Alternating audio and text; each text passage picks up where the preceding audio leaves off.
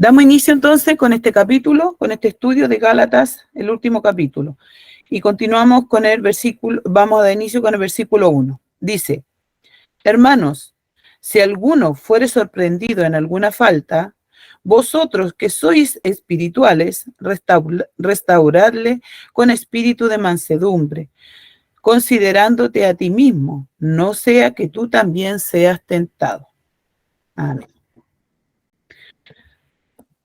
Este versículo es el que más tiempo nos va a llevar. Dice: si alguno fuere sorprendido, también puede ser atrapado en una falta, donde el significado no es el detectar a la persona en el acto mismo, sino que esta persona sea sorprendida por el pecado al no estar vigilante. ¿Por qué le puse esto también? Porque es importante que la manera que el pecado también no nos sorprenda a nosotros,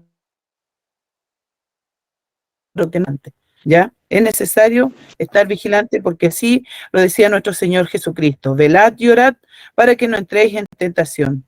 Mirad pues con diligencia, no andéis como necios, sino como sabios. Sed sobrios y velad, también nos dice en Efesios. No vamos a leer los versículos porque es muy largo, ¿ya?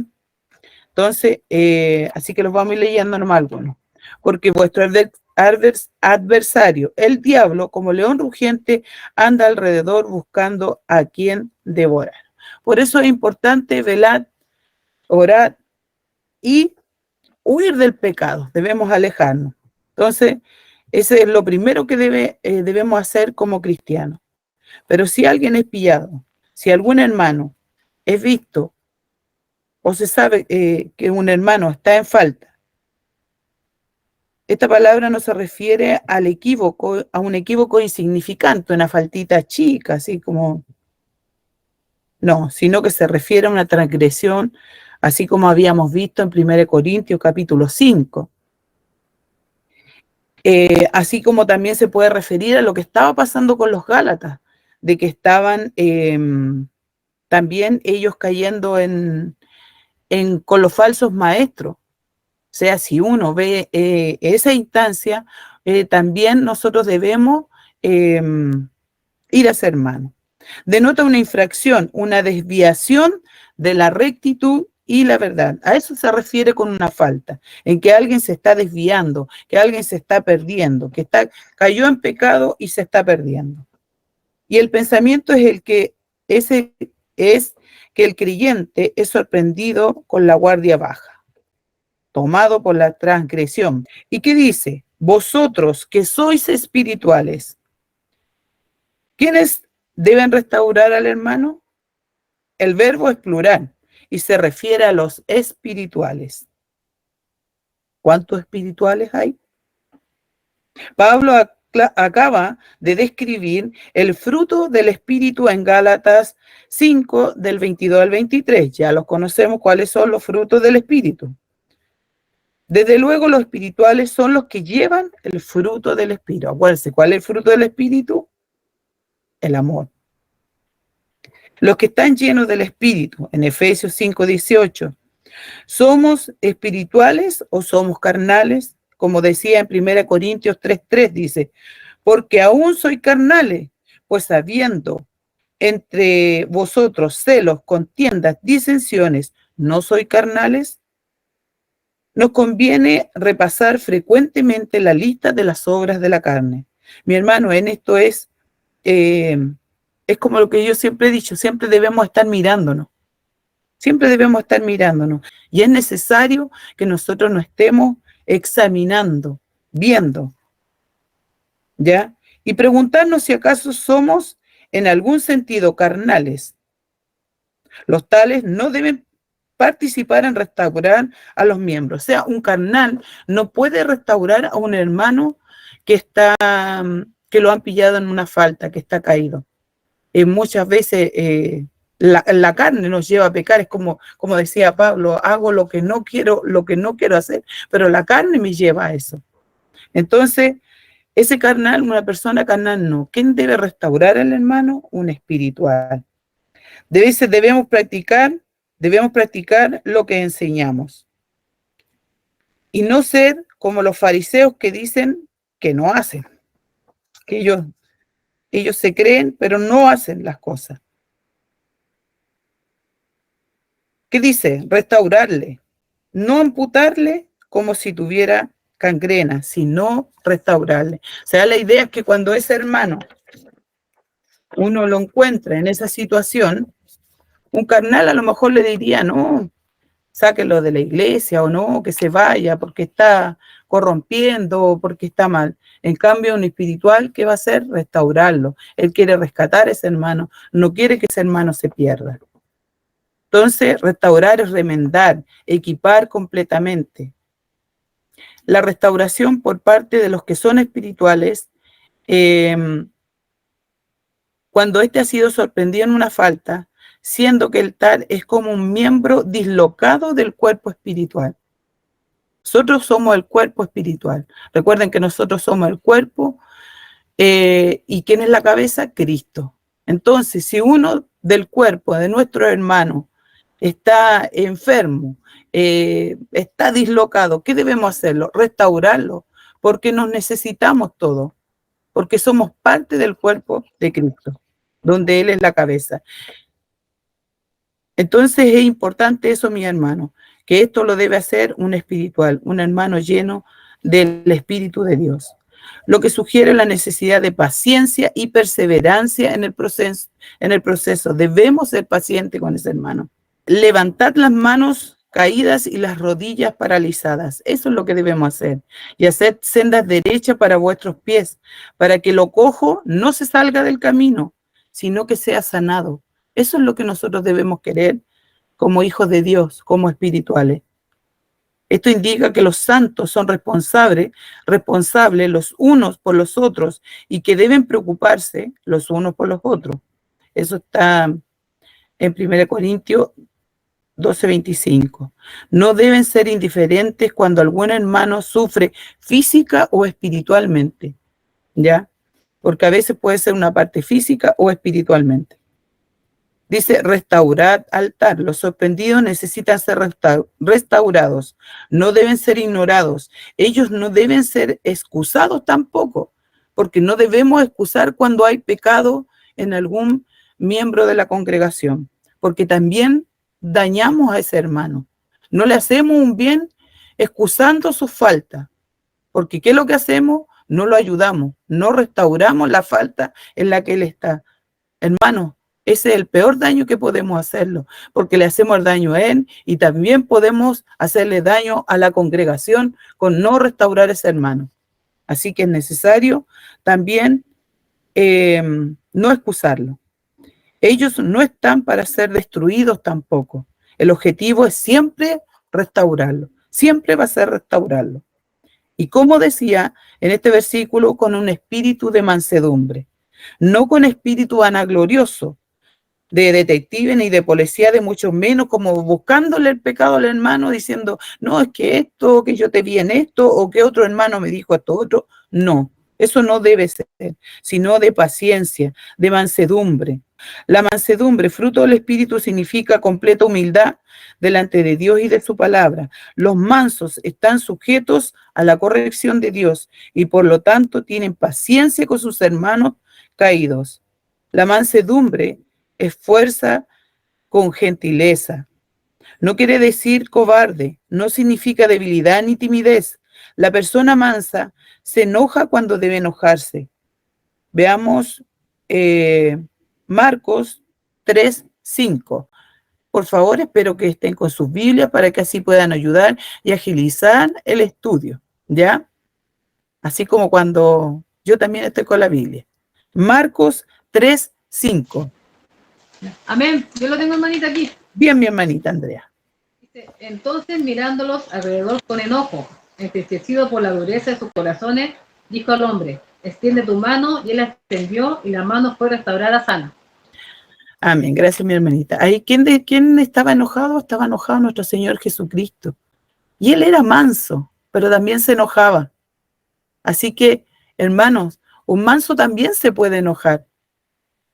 Así que Por eso elegí este versículo, porque ¿quién es manso? El mejor, el más manso de todos fue nuestro Señor Jesucristo, que se sometió a la voluntad de su Padre y en todo le obedeció. Pero eso no quiere decir de que él en algún momento no se iba a enojar. De la manera apropiada. O sea, sí nos podemos enojar, pero de la manera apropiada, no así con un enojo, una ira, no. Y solamente el tiempo necesario, porque yo creo que él tampoco estuvo para siempre enojado, no. Sí nos podemos enojar, pero debemos también, es un tiempo prudente. La mansedumbre es lo opuesto al orgullo y la arrogancia. Hermanos mansos están dispuestos a considerarse a sí mismos, recordando que ellos también pueden ser tentados. Eso es importante. El manso también no tiene esa arrogancia, dice, no, bueno, es que yo no voy a pasar por eso, yo no voy a pecar, yo no voy a caer. No, el manso sabe, se reconoce que él también puede caer, porque así la palabra lo dice. Entonces, en esta misma carta, Pablo demuestra la mansedumbre. ¿Cómo? Con gentileza, en su manera de escribir a los Gálatas. Por ejemplo, en Gálatas 4 del 19 al 20, que le decía, hijitos míos, así los trataba, por quienes vuelvo a sufrir dolores de parto, hasta que Cristo sea formado en vosotros. Quisiera estar con vosotros ahora mismo y cambiar de tono. O sea, él no quiere hablarle fuerte, él quiere cambiar de tono, pues estoy perplejo en cuanto a vosotros. ¿Ya? Pablo simpatizaba con los hermanos más débiles. Así también lo vimos en 2 Corintios 11:29. De esta manera, nosotros también debemos tener compasión para identificarnos con los hermanos más débiles. El ejemplo perfecto de mansedumbre con respecto a los pecadores es Jesús mismo. Debo recordar mis propias limitaciones y debilidades y que yo también puedo caer en la misma tentación. Los miembros fieles del cuerpo de Cristo son útiles para el Señor. Pero es por la gracia, solamente es por la gracia de Dios. Nadie puede jactarse. Aunque seamos fieles, estamos conscientes de nuestras flaquezas y tenemos que luchar diariamente contra la carne. El que se cree ser algo, no siendo nada, a sí mismo se engaña. Bueno, aquí hemos terminado recién el versículo 1. Mire, sí que, ay, mi Dios. Que el Señor me haga cundir el tiempo, para que no me reten. Vamos con el versículo 2. Sobrellevad los unos las cargas de los otros y cumplid así la ley de Cristo. Sobrellevad es ayudar a otro y llevar una carga. Somos miembros los unos de los otros. Cuando un miembro padece, los demás sufren con él. La carga del hermano es muy pesada y lo está destruyendo. Muchas veces el pecado también destruye a ese hermano. Y nosotros debemos ayudarlo. Es necesario ayudarle para que pueda vencer sus debilidades. El santo no puede aislarse de sus hermanos. Entonces no debemos ser egoístas ni apartarlo y no decir como que no, yo no me preocupo, no lo veo, yo veo por mí nomás, yo estoy bien con Dios. No debemos hacer eso. Debemos preocuparnos, velar por el hermano. Que el Señor nos ayude. Los unos, las cargas de los otros. Hermanos espirituales deben estar muy dispuestos a sobrellevar la carga de su hermano. Hay que ayudarle a soportarla. Es verdad que hay muchas cargas y distintas clases, pero en este texto el sobrellevar las cargas de otro hermano se refiere a las cargas como son las enfermedades espirituales y sus consecuencias, la tristeza, la vergüenza, el remordimiento. Si somos espirituales y restauramos con espíritu de mansedumbre, el hermano caído en transgresión, recordando que también nosotros podemos caer, entonces de esa manera sobrellevamos la carga del hermano. ¿Y qué más decía en ese versículo? Y cumplid así la ley de Cristo. ¿Qué es la ley de Cristo? Esta frase da énfasis a lo serio del asunto de restaurar hermanos caídos. Llevan a cabo la obra de Cristo de salvar almas. Santiago 5, 19 y 20. Hermanos, si alguno de entre vosotros se ha extraviado de la verdad y alguno le hace volver, sepa que el que haga volver al pecador del error de su camino salvará de muerte un alma y cubrirá multitud de pecados. Mire qué maravilloso lo que nos dice. Eso es lo que hace un hermano cuando restaura. Por eso hay ciertos versículos que uno no se puede saltar porque sí hay que leerlos. Y qué maravilloso. Esa es la ley de Cristo. El practicar esto hace la obra de Cristo. El querer salvar. ¿Por qué? Porque ese hermano está lleno de amor. El hacerlo, imitamos a Cristo, quien no vino para ser servido, sino para servir y para dar su vida en rescate por muchos. Llevó él nuestras enfermedades y sufrió nuestros dolores. Así él también llevó todas nuestras cargas, nuestros pecados. Así nosotros también debemos querer ayudar al hermano que está pasando, que ha sido sorprendido en pecado. Sabemos que pecado puede ser abundante, pero sobre todo muchas veces es al que se está perdiendo. Hay que rescatarlo. No hay que dejarlo que se pierda. Continuamos con el versículo 3. Porque el que se cree ser algo, no siendo nada, a sí mismo se engaña. O sea, ya como que lo hemos visto en el versículo anterior. El que se cree ser algo pues es el hermano vanaglorioso, que no practica la enseñanza, no toma en serio lo que Pablo dice. El que piensa, que dice en 1 Corintios 10:12, el que piensa estar firme, mire que no caiga. Me gusta este versículo porque muchas veces, a veces nosotros nos creemos estar firmes. No, yo estoy firme en el Señor. Y lo decimos, pero muchas veces también nosotros podemos caer. Y esta misma palabra nos refleja a nosotros. Mire que el que piensa estar firme, mire que no caiga, porque así también nosotros podemos caer. Si alguien cree ser algo no siendo nada, se engaña a sí mismo. Los espirituales que obedecen son humildes, están conscientes de sus propias debilidades y tienen temor de caer ellos mismos. Están muy conscientes de la lucha entre el espíritu y la carne. Eso es en espiritual, está consciente de que hay luchas de la carne, que debemos luchar. Por lo tanto, saben ayudar al hermano necesitado. Y que decía, a sí mismos se engañan. Que no tenga más alto concepto de sí el que debe tener. Otra vez vemos que este problema es muy básico en la raíz de muchos. Muchos tienen un alto concepto de sí mismos, pero yo siempre digo, por sus frutos los conoceréis. Los demás hermanos nos conocen por nuestros frutos. Nosotros no debemos decir, no, yo sé esto, yo hice esto. Es como cuando el Señor le dice, no os conozco. Cuando le dice, nosotros echábamos demonios, nosotros predicamos. Pero el que le dice, apartados de mí, hacedores de maldad, porque no los conozco. Entonces, siempre digo, por sus frutos los conoceré. Vamos al versículo 4. Dice así que cada uno someta a prueba su propia obra y entonces tendrá motivo para gloriarse solo respecto de sí mismo y no en otro. Cada miembro debe examinar su propia vida ante el espejo que es la palabra de Dios. Cada miembro debe examinar con cuidado su propio corazón, su carácter, su obra, su conocimiento y hacer una evaluación adecuada de sí mismo antes de examinar al hermano. O sea, antes de yo ver la paja en el hermano, primero tengo que ver la paja en mi ojo. ¿Cómo se llama? No es la paja, la viga. La viga, exactamente, la viga en mi ojo. Así que eso, primero, antes de criticar a mi hermano, primero tengo que examinarme. Si yo quiero restaurar al hermano, primero me examino. ¿Cómo estoy yo para poder ir ante ese hermano? Puede ser que yo vaya ante el hermano y decir, pero hermano, ¿cómo usted? Y el hermano me diga, pero si usted aquí, allá. Ay, Señor, no estoy en condiciones, ¿ya?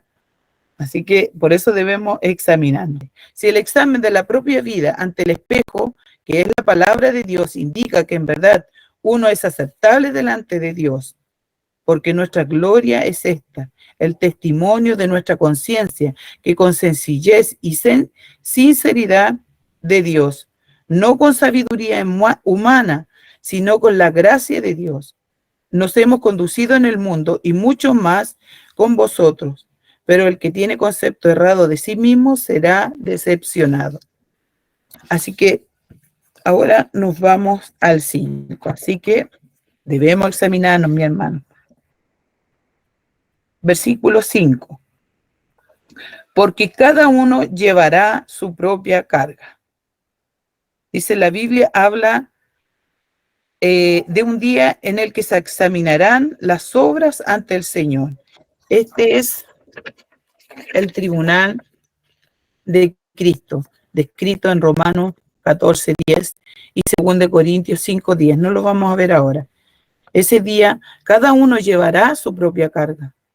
No hay contradicción entre llevar las cargas de los otros, que decía en Gálatas 6:2, y cada uno llevará su propia carga en Gálatas 6:5. O sea, no hay una contradicción.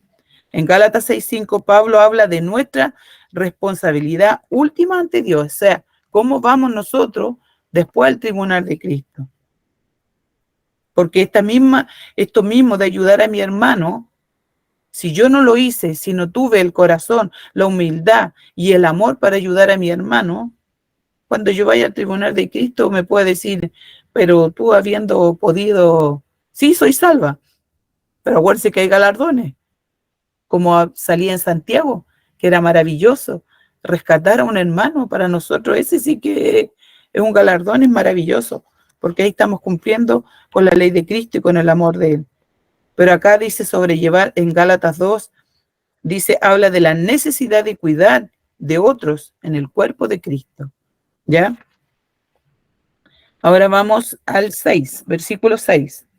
El que es enseñado en la palabra, haga partícipe de toda cosa buena al que lo instruye. Yo ahí como que, Señor, busqué comentarios. Unos se cargaban para un lado, otros para el otro lado. Pero llegué a una concesión yo sola. ¿Ya? ¿Y qué es esta? El compartir la enseñanza de las Escrituras es un privilegio para aquel que la recibe, que recibe la instrucción, la cual debe valorar. Y una forma de hacerlo es compartiendo todo lo bueno que tiene con aquel que le enseña, con su tiempo, su dinero, su hospitalidad, su amistad, entre otras cosas. El compartir no es una obligación, pero sí es un acto de amor para aquel que se ha dedicado a enseñar. Veamos Romanos 15:27. Dice, pues les pareció bueno y son deudores a ellos, porque si los gentiles han sido hechos participantes de sus bienes espirituales, deben también ellos ministrarles de los materiales. Amén. ¿Ve? Ahí tenemos como la respuesta a ese versículo. Era necesario, porque era necesario, así como en estos tiempos hoy día se usa mucho, usan el diezmo, otros le llaman ofrenda, otros aportes voluntarios, pero y hay muchos pastores que sí viven de ese dinero porque están dedicados el 100% a la obra, ¿ya? Ellos sí necesitan que nosotros, como ellos están dedicados a la obra, sí deba darle lo necesario para que él pueda vivir. No comprarle autos ni cosas así por el estilo, no. Ni casas, ni mansiones, no. Ni que ellos estén pasándola súper bien de vacaciones y los hermanos por ahí, algunos estén pasando necesidades. No, a eso no se refiere. Sí sustentarle a lo mejor el alimento, como lo básico que debe tener una persona para vivir, ¿ya? Y lo dice la palabra. Y en 1 Corintios era 9:14. Así también ordenó el Señor a los que anuncian el Evangelio que vivan del Evangelio. Exactamente. ¿Ve? Ahí también nos está enseñando. A eso se refiere este versículo que nosotros debemos compartir. Así como decía, y no solamente habla de dinero, porque no necesariamente todos van a tener porque aquí decía, incluso el alumno puede que ni siquiera sea una persona con dinero, pero sí puede ser una persona que tiene hospitalidad, que puede recibir así como me recibía a los hermanos en nuestras casas, que puede estar acompañándonos en alguna necesidad, en alguna enfermedad, o asistiendo, no sé, a algún hermano más adulto. A eso se refiere, que debemos tener eso, compartir lo que tenemos. Lo que tenemos no solamente habla del dinero, sino que habla de nuestra propia vida, de cómo nosotros podemos asistir también a un hermano, cómo podemos acompañarlo en su sufrimiento, en su dolor, en su enfermedad, poder asistirlo. A eso se refiere mi hermano, ¿ya? Aquí no solamente está hablando, no vamos a hablar solamente del dinero, ¿ya? Vamos al versículo 7. Dice, no os engañéis, Dios no puede ser burlado. Vamos a leer el 7 y el 8. El 7, no os engañéis, Dios no puede ser burlado, pues todo lo que el hombre sembrare, eso también segará. Porque el que siembra para su carne, de la carne segará corrupción. Mas el que siembra para el espíritu, del espíritu segará vida eterna. Hay muchos comentaristas que juntaron el versículo 6 con el 7 y el 8. Y hablaron, como que confundieron la plata, y no es así. Está hablando de cosas muy diferentes, mi hermano. Por eso hay que tener cuidado con los predicadores o con lo que podemos encontrar por internet, ¿ya? Pero el 7 dice, no os engañéis, que no sean engañados por los judaizantes, que eso es lo que estaban pasando en este momento los gálatas, u otros para perder esta comunión necesaria con maestros fieles de la palabra. O sea, aquí los gálatas, los judaizantes querían apartar a los gálatas del buen maestro que era Pablo, de los buenos maestros que eran los apóstoles. Eso es lo que querían, pero en este caso le estaba pasando a Pablo, porque él había formado la iglesia gálata. Dios creó al hombre a su imagen, un ser con inteligencia. O sea, debemos ser inteligentes, hermano, y también con voluntad. El hombre puede pensar y decidir, y por eso puede evitar el engaño. Y por eso es importante, hermanos, que debemos también ser inteligentes, saber cuando nos están engañando. No debemos dejarnos llevar como la corriente. Seguramente esta carta de Pablo a los Gálatas les abrió sus ojos para evitar que se engañaran más de lo que estaban siendo engañados. Dios no puede ser burlado. Aquí los otros lo relacionan con la plata, que si yo te gano tanto. No, pero no era eso. No, era una cosa muy diferente. Después Zacarías 7:11 dice, pero no quisieron escuchar, antes le volvieron la espalda y taparon sus oídos para no oír. Dice, pero siempre sufrieron la consecuencia, siempre hay consecuencia, hermano. Cuando nosotros nos apartamos de Dios, cuando nosotros pensamos que estamos burlando a Dios, no podemos burlar a Dios. Siempre cuando estemos en esos actos, habrán consecuencias. Es posible burlarse de los hombres con impunidad, pero el que se burla de Dios no escapará del castigo. Pues todo lo que el hombre sembrare, eso también segará. Pablo acaba de decir que los santos de Galicia deberían participar de todas las cosas espirituales. Y ahora les dice, porque todo lo que el hombre sembrare, eso también segará. Esta idea continúa en el verso 9. No nos cansemos, pues, de hacer el bien, sembrar para el espíritu. Hacer el bien es sembrar para el espíritu. Este texto es la conclusión de todo lo que se ha dicho en la carta acerca de la carne y del espíritu, como está en Gálatas del capítulo 5, del 16 al 26, acerca de las obras de la carne y el fruto del espíritu. La cosecha siempre es el producto de la simiente. La Biblia nos proporciona muchos ejemplos sobre los que segaron conforme a lo que sembraron. No vamos a nombrar todo eso, pero en eso está Esaú. Sabemos la historia de Esaú. Él obró mal y que terminó mal cuando vendió su primogenitura. En Samuel, David también con su pecado. Y su pecado trajo consecuencias, hermano. Ese es el problema, que el pecado siempre va a traer consecuencias. Yo me acuerdo cuando mi hermana Estrella me enseñó, me quedó muy claro eso, de que hay un pecado. Dios me perdona ese pecado porque yo como hijo vuelvo a Él, me arrepiento de corazón, le pido perdón y cambio. Pero ese pecado sí o sí va a traer una consecuencia, como cuando el hombre o la mujer se engañan estando en matrimonio. Puede que la mujer y ese hombre se arrepienta o el hombre se arrepienta, pero en eso hay hijos. Los que se burlan de Dios dicen, ¿dónde está la promesa de su advenimiento? Estos abusan de la gracia de Dios, porque Dios hasta hoy tiene misericordia. El Señor no tardará su promesa, según algunos la tienen por tardanza, sino que es paciente para con nosotros, no queriendo que ninguno perezca, sino que todos procedan al arrepentimiento. Al que oye mis palabras y no las guarda, yo no le juzgo, porque no he venido para juzgar al mundo, sino a salvar al mundo. Eso le dice nuestro Señor Jesucristo. El que me rechaza y no recibe mis palabras, tiene quien le juzgue. La palabra que he hablado, ella le juzgará en el día postrero. Escuchando una predicación, decía, teniendo él todo, nuestro Señor Jesucristo todo, porque él es Dios también. Él es Dios también. Pero él, ¿qué prefirió? En vez de juzgarnos, él prefirió ser nuestro abogado, el que nos defiende ante nuestro Padre. Él está ahí. Él quitó el velo para que nosotros tuviéramos acceso al Padre. Y eso es maravilloso. Ya, continuamos entonces con el versículo 8. Que dice, porque el que siembra para carne.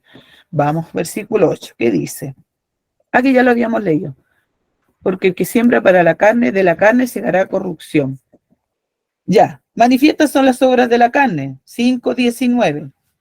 Que son adulterio, fornicación, inmundicia, lascivia, idolatría, hechicerías, enemistades, pleitos, celos, iras, contiendas, disensiones, herejías, envidias, homicidios, borrachera, orgías, y con cosas semejantes a estas, acerca de las cuales os amonesto.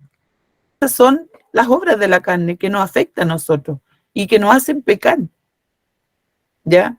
Y son varias que hay nombradas, y hay muchas más nombradas en la Biblia, en Corintios, ¿ya?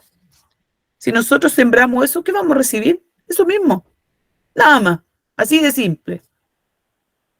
Así, tal cual como dice. Entonces, ¿qué debemos hacer nosotros? Siembra para el Espíritu, y del Espíritu segará vida eterna. Eso nos dice. Así tal cual. Porque cuando sembramos para el Espíritu, tenemos vida eterna. Vamos al versículo 9. No nos cansemos pues de hacer el bien, porque a su tiempo segaremos si no desmayamos.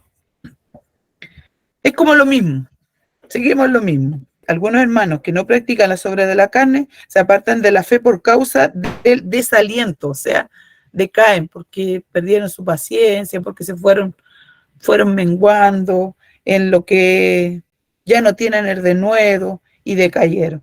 A lo mejor esperar en Cristo o la palabra o estar, es como cuando mi esposo me dice, ay, ¿cómo puedes estar leer tanto? Ah, no, si yo voy a la iglesia, pero no me hagan leer. No, yo no quiero leer. Es como que, pero es necesario todo esto, es necesario la oración, es necesario congregarse, es necesario estos estudios, es necesario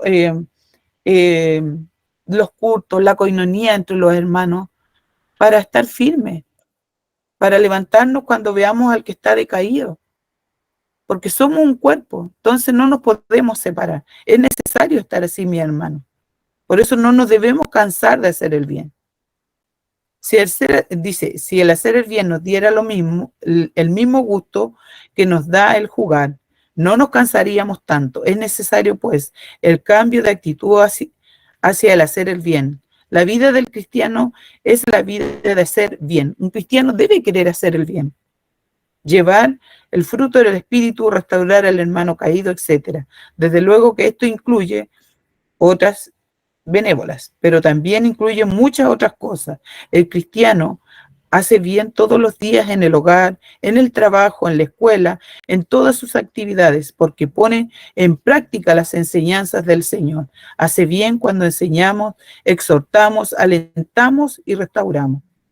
Los padres que se dedican a criar a sus hijos en la disciplina y amonestación del Señor también hacen bien. Nosotros no nos debemos cansar de hacer el bien. En todo momento, en todo lugar donde nos encontremos, debemos siempre querer hacer el bien. Y eso es necesario, mi hermano. Como se dice, yo me imagino así, el cristiano gozoso, el que va por la vida dando siempre gracias al Señor, el que se sube en el auto y a veces ora por las personas que están ahí, en silencio, o pide por el chofer cuando es necesario, hermano, porque el gozo de nosotros va ahí, se va demostrando cómo, en que nosotros queremos hacer el bien, ayudar al prójimo, en nuestro trabajo, en todo momento, en nuestros familiares, en nuestros hermanos. Por eso no nos cansemos de hacer el bien. Vamos ahora al versículo 10. Dice así que según tengamos oportunidad, hagamos bien a todos y mayormente a los de familia de la fe. O sea, ahí está más que claro. Nosotros debemos estar pendientes de los hermanos que están en necesidad o que están pasando alguna aflicción o como decíamos que cayó en pecado y debemos querer restaurarlo. Aquí la palabra es clara. Hablamos de hacer el bien siempre, pero mayormente nos dice el Señor a través de su palabra a nuestros hermanos en la fe. ¿Ya? Continuamos con el versículo 11. Dice, mirad con cuán grandes letras os escribo de mi propia mano.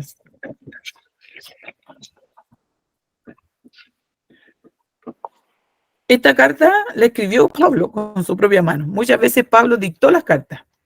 ¿Ya? Y aquí habían varios versículos que nos dan, pero no los vamos a leer. Así que lea la Biblia y va a saber cuáles las escribió y cuáles las dictó. ¿Ya? Después me cuentan. Nada. Pero así es. Pablo en este momento, él escribió y decía con grandes letras. Dice, con su propia mano escribió esto. Dice, grande es indicar con autenticidad y sin duda, Pablo era el autor de esta carta. Puede significar también énfasis, como nosotros usamos mayúscula para enfatizar. O sea, puede haber dicho que lo escribió con letras grandes como para que lo vean. Es como tal cual como dice aquí, cuando a veces nosotros mismos mandamos un versículo y ponemos con mayúscula todo porque queremos destacar esa palabra. Porque al concluir la carta, él denuncia otra vez y fuertemente las prácticas de los judaizantes. Algunos dicen que esto indica debilidad de vista. O sea, algunos decían que él seguía débil en la vista porque seguían con la cosa que puede ser esto. Pablo sufría de oftalmia causada por la luz brillante en el camino a Damasco. Pero si fue así entonces, el milagro que le dio la vista fue imperfecto. No creo que haya sido imperfecto. Pero empezaríamos de nuevo a suponer. Así que no supongamos. ¿Ya? Lo que más nos indica esto que Pablo fue el que escribió esta carta y que era con letra grande. ¿Ya? Lo demás, si era por su vista o no, dejémoslo ahí. Continuamos con el versículo 12. Dice, todos los que quieren agradar en la carne, estos obligan a que os circunciden solamente para no padecer persecución a causa de la cruz de Cristo. ¿Quiénes eran los que querían? Los que querían agradar en la carne, los judaizantes.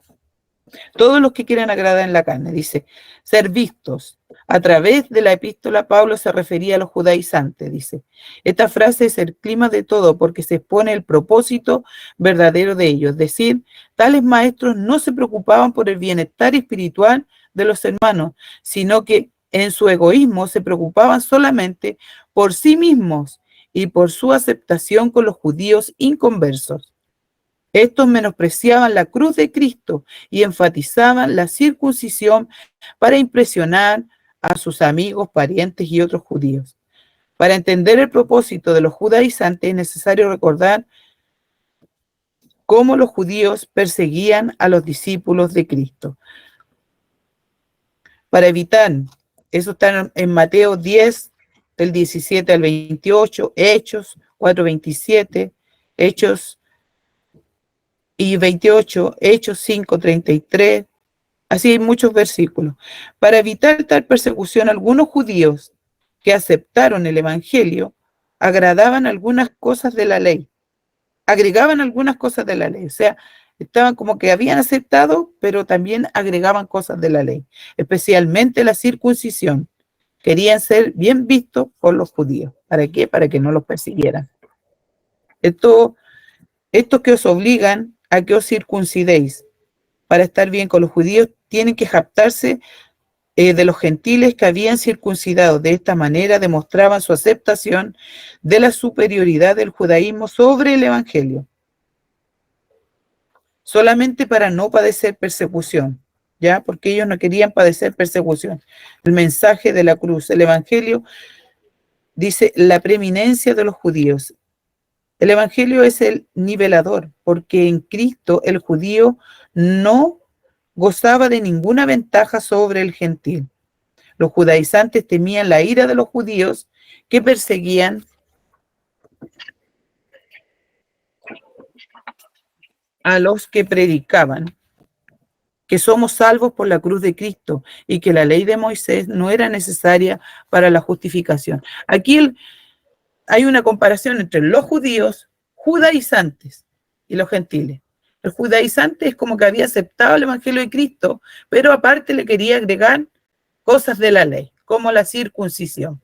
¿Para qué? Para no ser perseguido por los judíos, ¿ya? Pero ellos estaban preocupados por ellos, para no ser perseguidos. Continuamos con el versículo 13.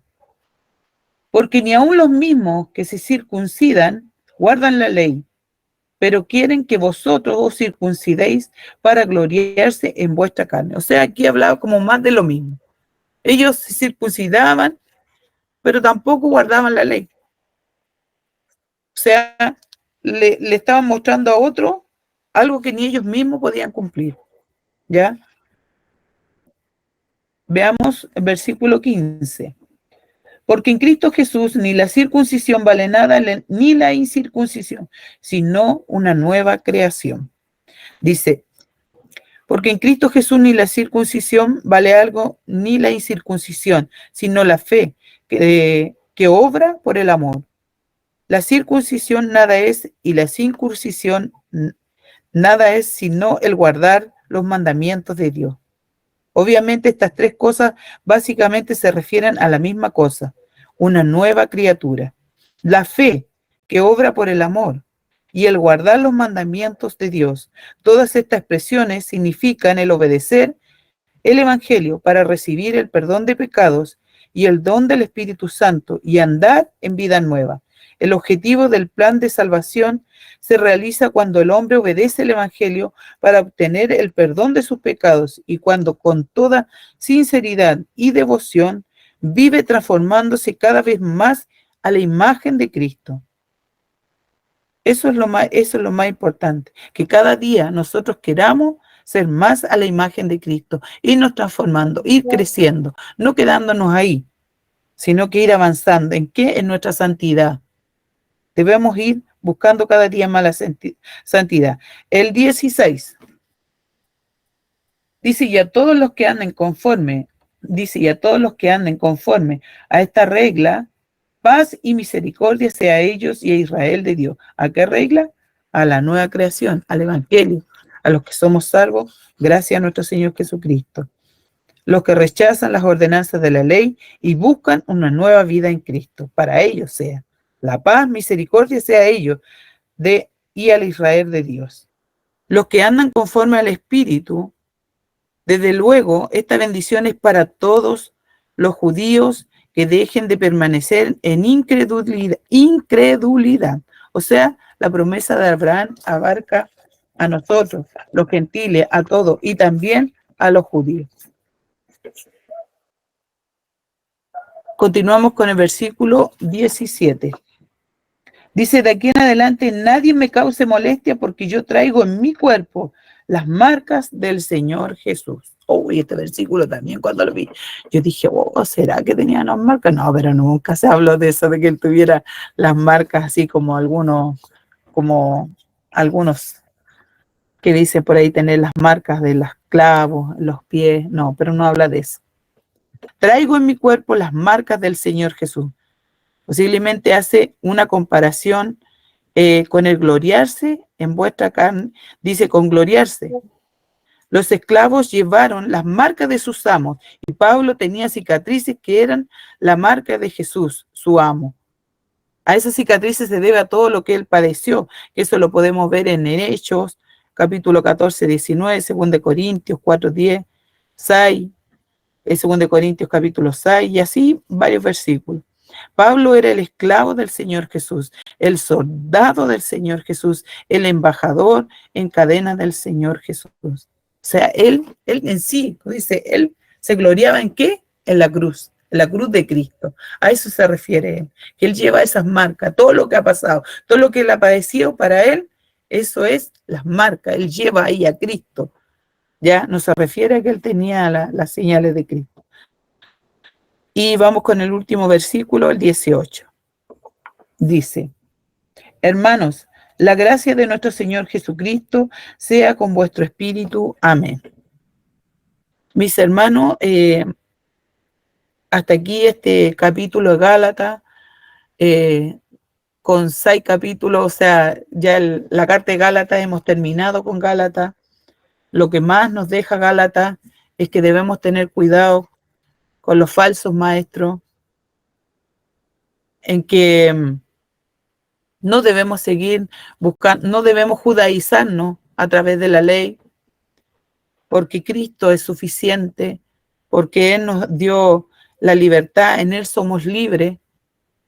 Y también lo otro importante que nos habla de cómo también, me gustó mucho este capítulo, porque nos enseña también cómo debemos ayudar al hermano caído, cómo debemos no creernos lo que no somos, que debemos examinarnos, que debemos siempre hacer el bien en todo momento, no cansarnos de hacer el bien, no tampoco desmayar en las cosas de Cristo, de decaer, sino que debemos seguir adelante, no desmayar, seguir esforzándonos. Bueno, quedan cordialmente entonces invitados para la próxima semana. Nuestro hermano Jorge continúa con la carta de Efesios, capítulo 1. Que Dios les bendiga. Y lo invito a suscribirse a nuestro canal y él llegó al paraíso. ¡Ay, sí le va a llevar una manzana al pastor! Que la hermana me iba a darme el pase para yo presentar para la próxima semana. Y ahí hago el rezo. Lo tenía anotado aquí para dar la invitación a los hermanos de Facebook, de YouTube. No, pero igual ya saben que vamos a continuar. Mañana a las 8.